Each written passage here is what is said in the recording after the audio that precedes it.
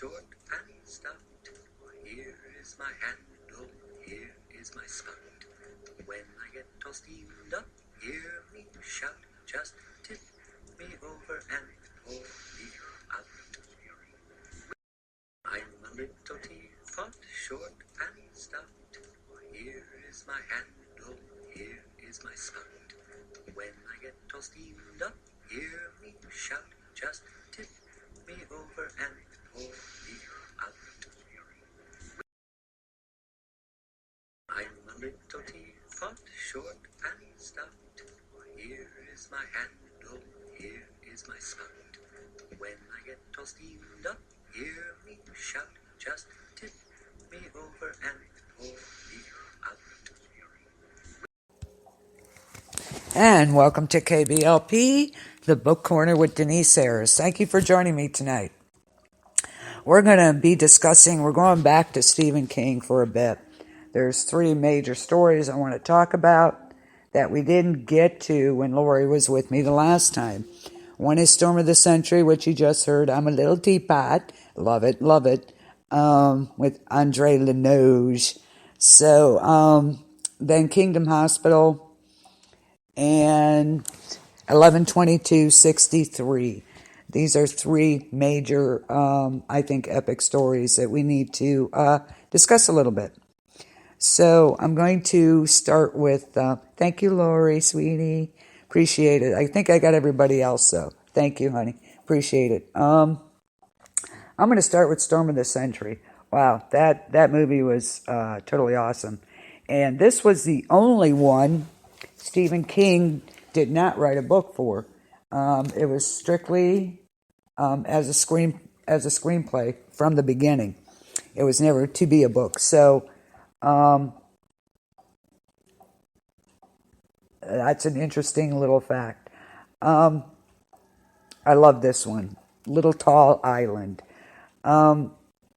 which is interesting because it ties into Dolores Claiborne. That was the setting for Dolores Claiborne, Little Tall. So what happens in this, if you have not seen it, there's a big, huge nor'easter blizzard that hits the town of Little Tall Island.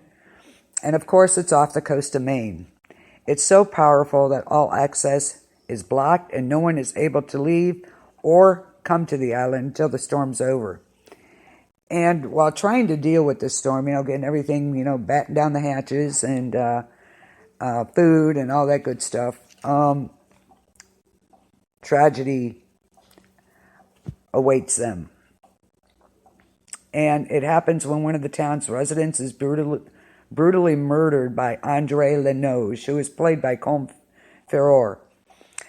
He's a menacing stranger who appears to know the town members' darkest secrets. And he gives no hint of his motives other than the most famous statement, "Give me what I want and I'll go away." And he says this, and it's written in blood, and it's written here, and it's written there, and all through the movie.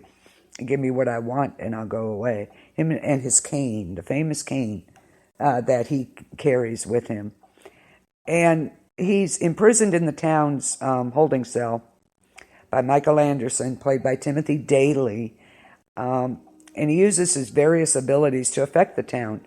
He drives people to commit suicides and inflict terrifying dreams. And he's, they keep asking him, "What do you want from us? What do you want? Give me what I want and I'll go away." And it's wonderful if you watch his hands, his little finger going around in circles and doing all these little cryptic little things in the air. And so he's sitting in the cell, and he finally gets out. He walks out of his cell, and his campaign of terror culminates in this enchantment that puts the town's children into an unconscious state. So, we have all this going on. We got murders, people are committing them, suicides.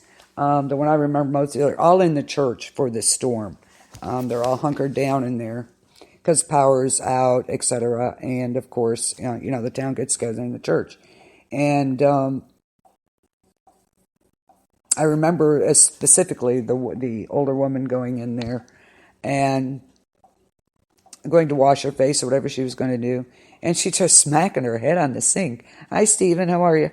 And she starts smacking her head on the sink till, she's dead. It was crazy. And of course, Linoge had done it with his cryptic little messages there. So it was that scene just sticks out in my mind for whatever reason. But he inflicts this, he enchants the small children of the town. And while Mike is looking for Linoge, who is Constable Mike, of course, he notices his name is an anagram for Legion. Okay, and it's a demon mentioned having been fought but not defeated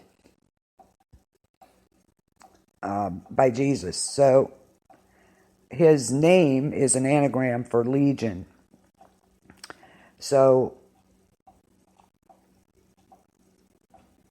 Linoge, eventually he calls a town meeting, and of course all the town is there and the kids. In the meantime, all these kids are just into like a unconscious state, sleeping, but a really deep sleep. So, and it's here he finally lets them know what he wants, so he'll go away. It turns out that, his time is waning, so to speak, and he's looking for a protege to take his place. And it's going to be one of these children. Now, personally, I wouldn't even consider it. I wouldn't even cross my mind to be like, you're not taking any of the kids. But he states his case, basically, and that he desires one of the 8 children to be basically his protege, to take over for him. And he reveals his true form. And, of course, he's an impossibly ancient and dying person. So, explaining he is not immortal and needs somebody to carry on his work. He cannot just take the child he wants, but he can punish. Okay, so basically they have to give the child up freely. And here's Mr. Chris. Hello, Chris. Freaks haven't showed up yet, thank God, but they might yet.